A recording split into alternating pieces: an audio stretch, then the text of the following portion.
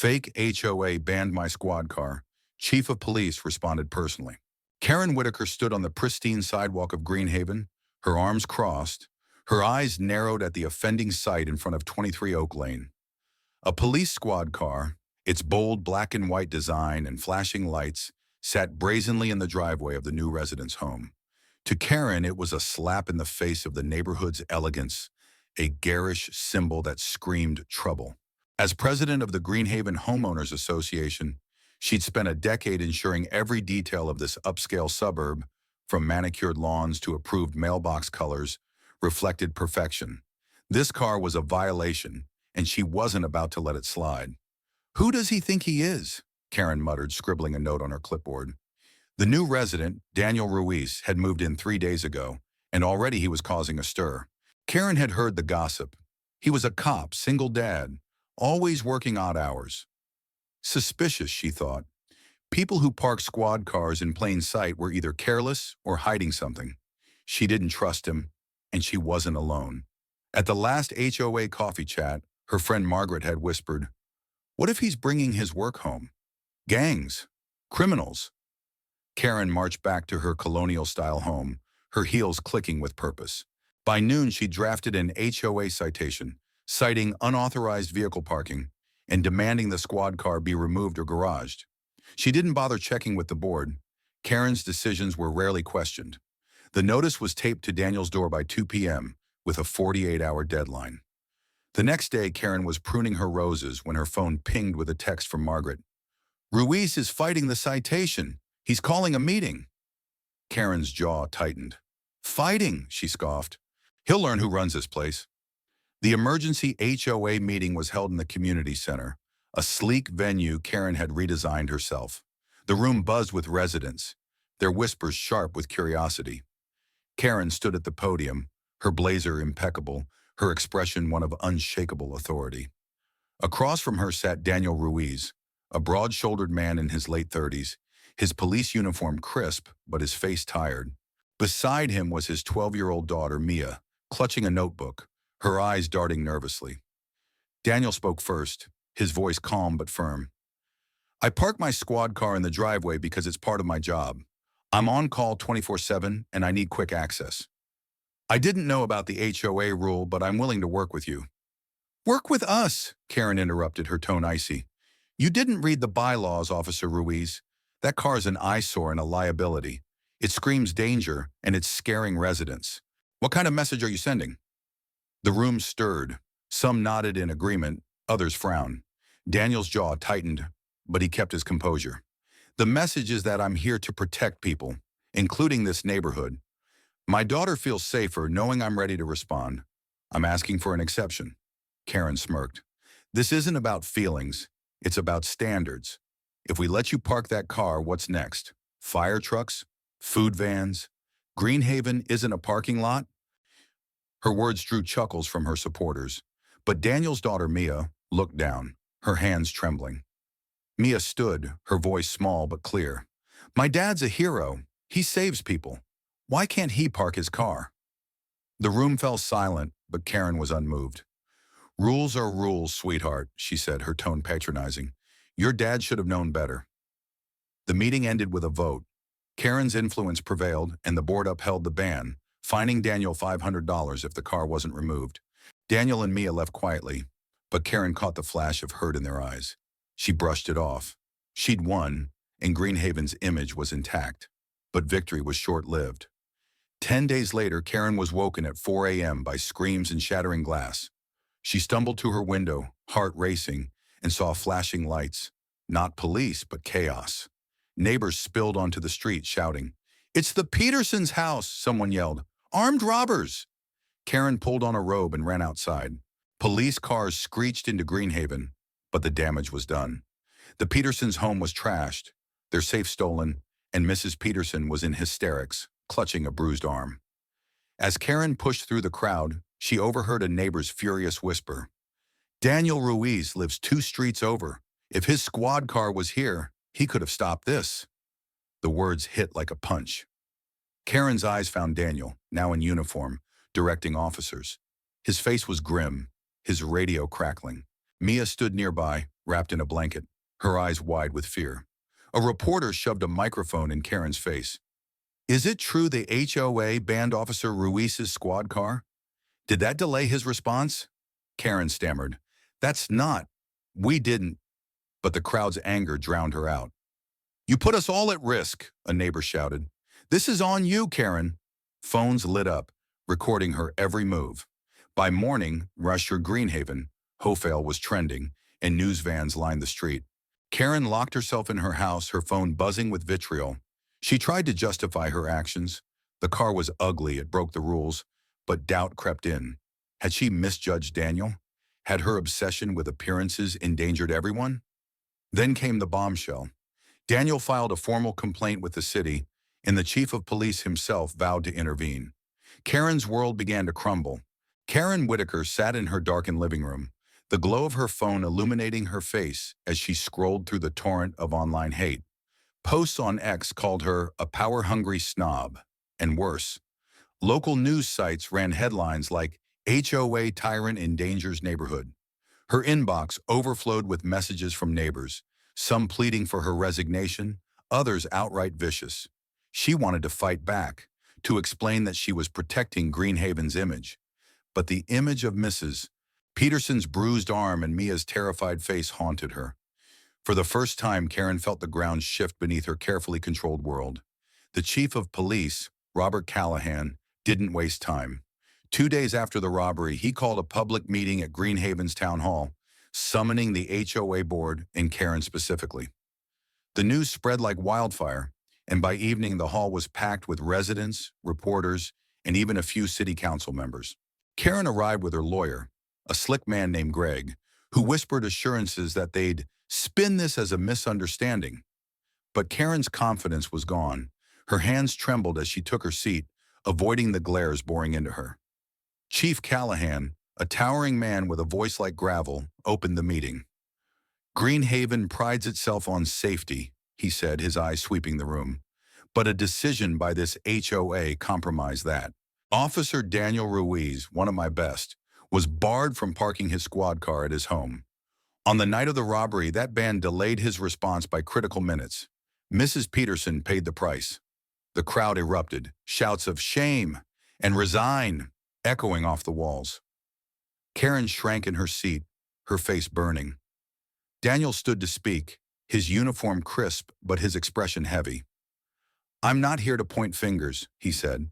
I just wanted to keep my daughter safe and do my job. That car is my lifeline to this community. Banning it didn't just hurt me, it hurt all of us. Mia, sitting beside him, clutched his hand. Her small voice cut through the noise when she added, I was so scared that night. I thought my dad could stop the bad guys, but he couldn't get there in time. The room fell silent, the weight of her words sinking in. Karen's throat tightened. She dismissed Mia as a child, but now the girl's pain felt like a mirror to her own failures. Karen's lawyer nudged her to respond, but her prepared statement felt hollow. She stood, her voice shaky.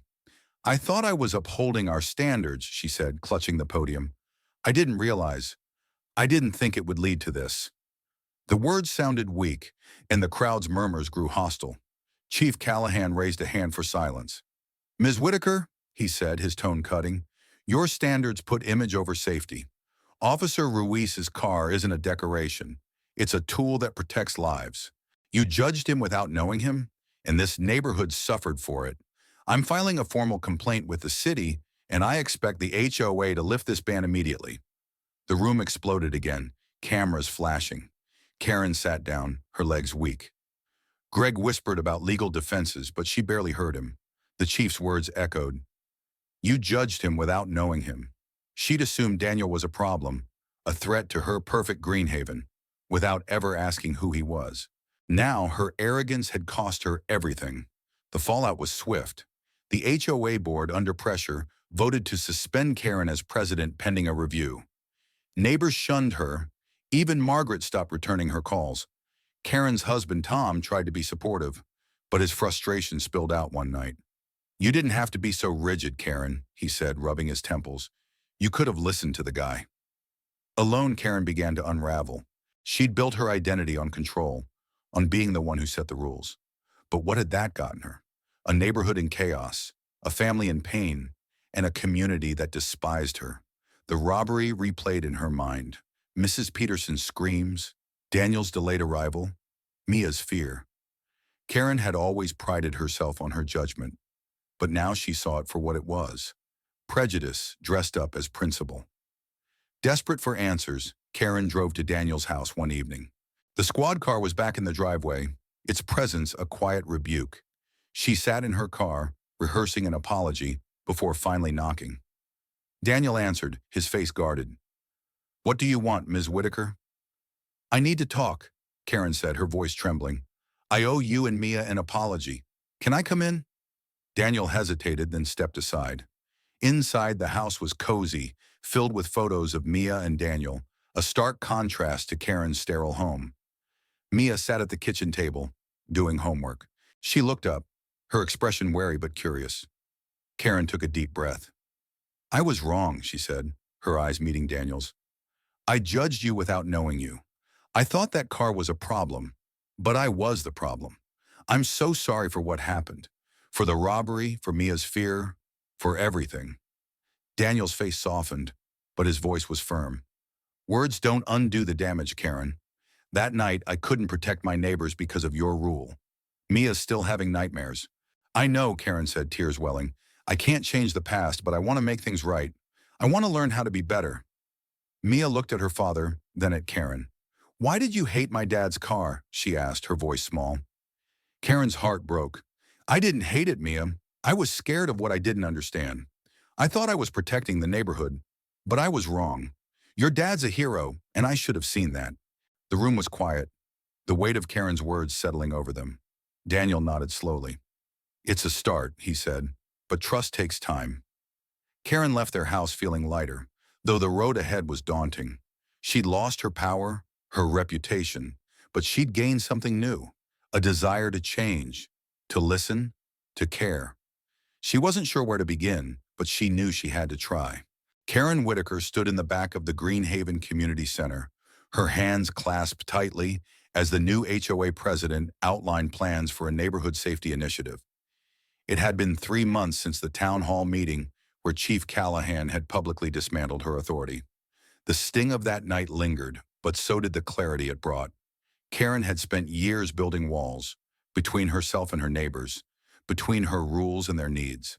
Now she was learning to tear them down. Her first step was small but deliberate. She attended the next HOA meeting, not as president but as a resident, and publicly apologized. "I let pride cloud my judgment," she said, her voice steady despite the skeptical stares. "I hurt Officer Ruiz, his daughter, and this community. I'm here to listen and help, if you'll let me." The room was quiet, some faces softening, others unmoved. It wasn't forgiveness, but it was an opening. Karen seized it. She volunteered to join the safety committee, working alongside neighbors she'd once dismissed. She pushed for practical changes, allowing emergency vehicles like Daniel's squad car, installing streetlights, and creating a community alert system. At first, her suggestions were met with eye rolls, but her persistence, showing up to every meeting, taking notes, asking questions, began to chip away at the distrust. Margaret, her old friend, pulled her aside one day. "I didn't think you had it in you," she said, a grudging smile on her face. "Keep going." Karen also made a point to visit Daniel and Mia regularly. She didn't push for acceptance, just consistency. She brought coffee for Daniel, asked Mia about school, and listened to their stories. About Daniel's late-night shifts, Mia's love for soccer, their move to Greenhaven for a fresh start after a tough divorce. Each visit peeled back another layer of Karen's assumptions. Daniel wasn't a threat. He was a father, a protector, a man carrying the weight of his community's safety. One afternoon, Mia showed Karen a scrapbook of her dad's police work, photos of him at community events, a newspaper clipping about a life he'd saved. "He's my hero," Mia said, her eyes bright. Karen's chest tightened. "He's a hero to all of us," she replied, meaning it. That day, she asked Daniel how she could support the police department's outreach in Greenhaven. He hesitated, then suggested she help organize a safety fair. "It's a start," he said, echoing his words from their first meeting. The fair became Karen's mission. She spent weeks coordinating with the police, local businesses, and neighbors, pouring her energy into making it a success. When the day arrived, Greenhaven's park was alive with activity. Kids trying on police helmets, parents learning about home security, Daniel demonstrating a K9 unit. Karen worked the registration table, her heart swelling as she watched families connect. She spotted Mia laughing with friends, her nightmares seemingly faded, and Daniel shaking hands with neighbors who'd once avoided him. Near the end of the fair, Daniel took the stage to speak. The crowd hushed as he adjusted the microphone, his voice warm but firm. 6 months ago, I felt like an outsider here, he said. A rule kept me from doing my job, and we all paid a price. But today I see a community coming together. I want to thank someone who's worked hard to make that happen. Karen Whitaker. The crowd turned, surprised as Daniel gestured toward Karen. She froze, her face flushing. A few clapped hesitantly, then more joined in.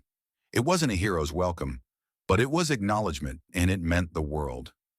Mia ran up to Karen after, holding out a small keychain shaped like a police badge. I made this for you, she said, for helping my dad. Karen clutched the keychain, tears pricking her eyes. Thank you, Mia, for giving me a chance. Daniel approached, offering a nod. You're doing good work, he said simply.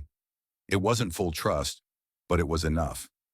As the fair wound down, Karen stood on the sidelines, watching the sunset paint Greenhaven in gold. She thought of the woman she'd been, controlling, quick to judge, blind to the people behind her rules, that Karen had crumbled under the weight of her mistakes. But from the rubble, someone new was emerging. She'd lost her title, her influence, but gained something deeper, a sense of purpose rooted in kindness, honor, and gratitude. The changes in Greenhaven continued. The HOA adopted new bylaws prioritizing safety over aesthetics, and Daniel's squad car became a familiar, welcome sight. Neighbors started greeting Karen again, some even thanking her for the fair. She never sought leadership, content to support from the background. Her husband Tom noticed the shift. I'm proud of you, he said one night, squeezing her hand. You're finally seeing people, not just rules. Karen's biggest test came a month later when Daniel invited her to Mia's soccer game. Nervous but honored, she sat in the bleachers, cheering as Mia scored a goal. After, Daniel introduced her to his team, calling her a friend of the family. The words hit Karen like a wave. She'd spent so long building walls. Now she was part of something bigger. That night, Karen sat in her living room, the police badge keychain on her coffee table. She opened her laptop and wrote a public letter to Greenhaven, posted on the community's online forum. I was wrong about Officer Ruiz and about what makes a neighborhood strong, she wrote. It's not about perfection. It's about people, trust, and second chances. I'm grateful for mine, and I'll keep working to earn yours. The letter didn't erase her past, but it sparked conversations. Some neighbors reached out, sharing their own regrets, their hopes for Greenhaven. Karen responded to each, listening, learning, growing. She spoke at a city council meeting, advocating for policies to protect emergency responders' rights, her voice steady with conviction. Greenhaven wasn't perfect, but it was healing. Daniel and Mia never became her closest allies, but their openness was a gift Karen cherished. She wore Mia's keychain daily, a reminder of the cost of her old ways and the value of her new path. She'd carry her mistakes forever, but they no longer defined her.